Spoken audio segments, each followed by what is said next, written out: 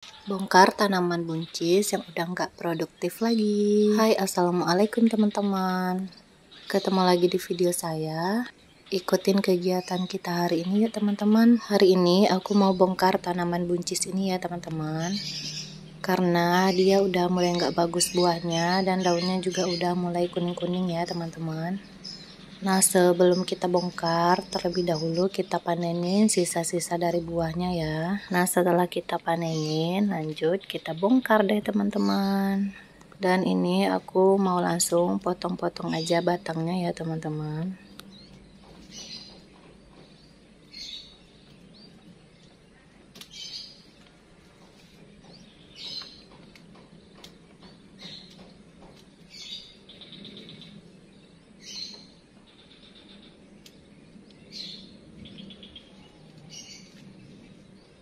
Dan ini aku lupa pakai sarung tangan dan ternyata tangan aku ada yang gigit, nggak tahu entah itu apa ya teman-teman, entah ulat bulu, entah semut, entah apa, tapi setelah itu tangan aku jadi gatal-gatal ya teman-teman. Dan selanjutnya di sini baru aku menggunakan sarung tangan ya. Nah, itu di kebun kita juga perlu hati-hati ya teman-teman, karena di kebun itu juga banyak binatang-binatang seperti semut, ulat, dan binatang-binatang lainnya ya. Untuk itu kita perlu menggunakan sarung tangan.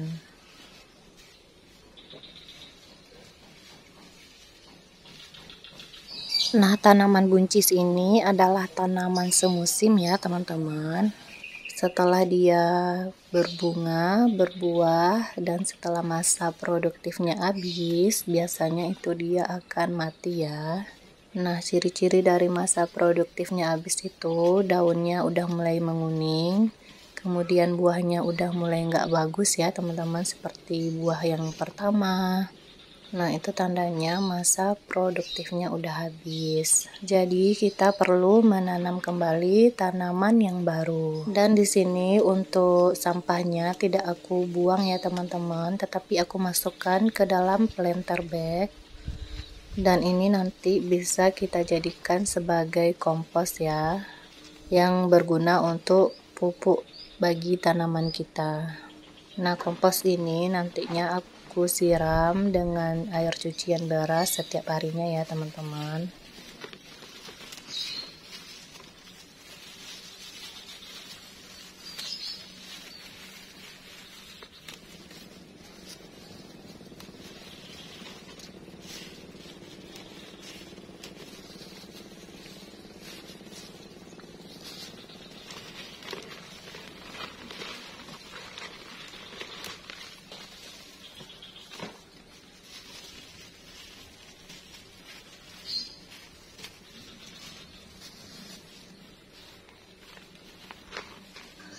Nah, ini udah selesai, kita cabut tanaman buncisnya dan juga hamanya sekalian ya teman-teman.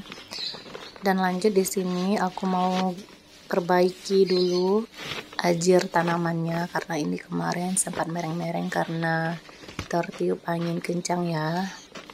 Soalnya kebun kita itu di atas dan anginnya di sini sangat kencang sekali teman-teman.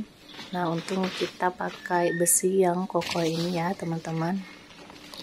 Dan lanjut di sini untuk tanahnya aku mau taburkan dulu kapur dolomit. Nah, setelah kita tabur ini nanti kita diamkan dulu selama kurang lebih 1 minggu ya teman-teman. Tapi juga aku di sini mau tambahkan tanah yang baru ya. Nah, setelah kita diamkan nanti selama 1 minggu, nanti baru bisa kita tanam kembali. Nah, di sini nanti juga aku mau tanam buncis kembali ya teman-teman.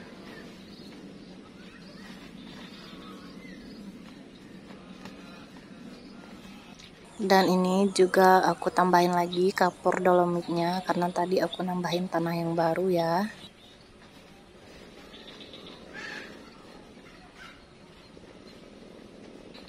Dan selanjutnya di sini aku mau langsung aja tanam buncisnya. Aku nggak nunggu selama 1 minggu karena tadi aku udah nambahin tanah yang baru ya teman-teman. Dan tanahnya itu juga udah tanah subur dan siap untuk ditanam. Langsung aja kita tanam teman-teman.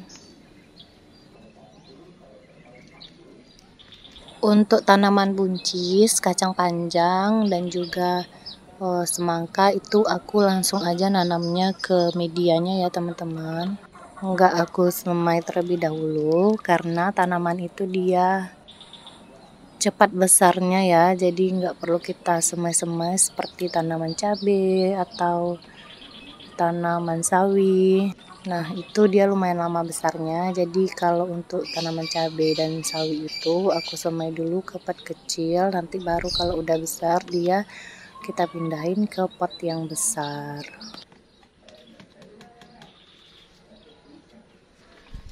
Dan setelah kita tanam, jangan lupa kita siram ya sampai tanahnya itu benar-benar basah dan biji kita cepat berkecambahnya. Nah, lalu kemudian kita kasih nama dan kita kasih tanggal kita menyemainya ya teman-teman. Dan ini dia perkembangan buncisnya teman-teman. Alhamdulillah kayaknya tumbuh semuanya ya. Dan ini juga udah mulai menjalar. Sebelahnya ada bunga vinca yang tumbuh cantik sekali ya. Oke teman-teman, itu dulu video kita hari ini. Terima kasih udah ikutin video aku. Sampai ketemu lagi di video berikutnya. Assalamualaikum.